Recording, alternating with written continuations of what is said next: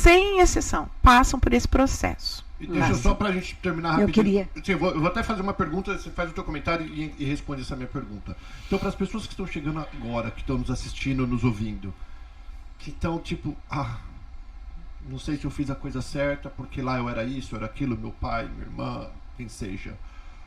O que a senhora tem para falar para eles, como sair desses, tirar esses pensamentos ruins, que eles não são nada, e trocar por pensamentos bons, que eles continuam sendo especial?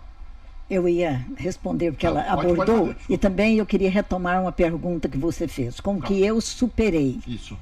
Com toda sinceridade, eu só superei porque eu tinha convicção do meu chamado de Deus para este lugar. Senão eu não teria suportado, porque naquela época eu não tinha assim, os recursos, o apoio que hoje os brasileiros têm. Então eles conversam conosco, que é essa segunda pergunta que você faz.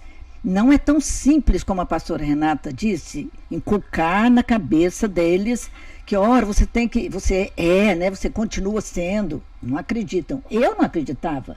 Eu os entendo perfeitamente. E nós, pastores, Paulo, nós lidamos com isso assim todos os dias. Eles chegam... Recentemente eu recebi um casal na igreja e eles disseram, mas eu quero ser líder nessa igreja. Na minha eu era líder, eu cantava no coral da minha igreja, eu liderava o grupo de mulheres. Será? E aí sempre vem a pergunta, será? Mas mesmo que seja tudo verdade o que estão dizendo, eu não posso recebê-los e colocá-los na linha de frente, porque eles têm que se adaptar, eles têm que pegar a visão da igreja, conhecer o grupo, mas é tão complicado para eles.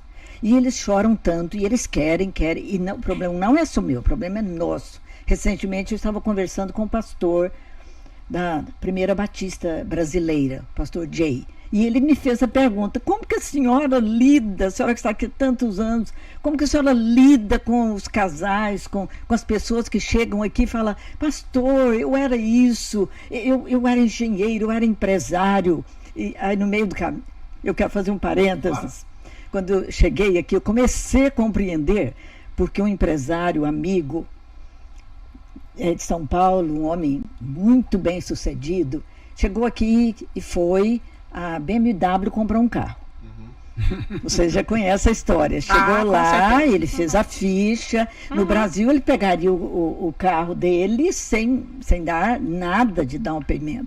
Mas, e na hora de pegar, o vendedor disse, eu não posso vender o carro para o senhor não tem crédito. Como?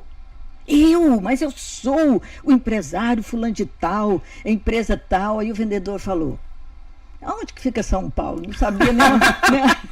30 anos atrás, hein? Imagina. 30 anos atrás, não sabia nem onde é que ficava o Brasil. Não, e há americanos que não sabem nem que tem Brasil, se o Brasil é diferente, se nós somos colombianos, venezuelanos, eles não sabem. Fala português? Falam espanhol com a gente, né? Não sabia essa diferença. E ele ficou assim, nossa, horrorizado, até que ele compreendeu.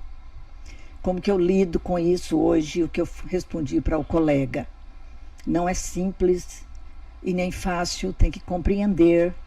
Há alguns casos, Paulo, que eles aceitam e eu vou trabalhando com eles dizendo isso vai passar, você vai conseguir se levantar aqui, estabelecer o seu nome. Olha a minha experiência, se eu tivesse voltado para o Brasil, eu teria perdido tanta coisa linda, preciosa, profunda que Deus teve para mim ao longo dos anos e ainda tem.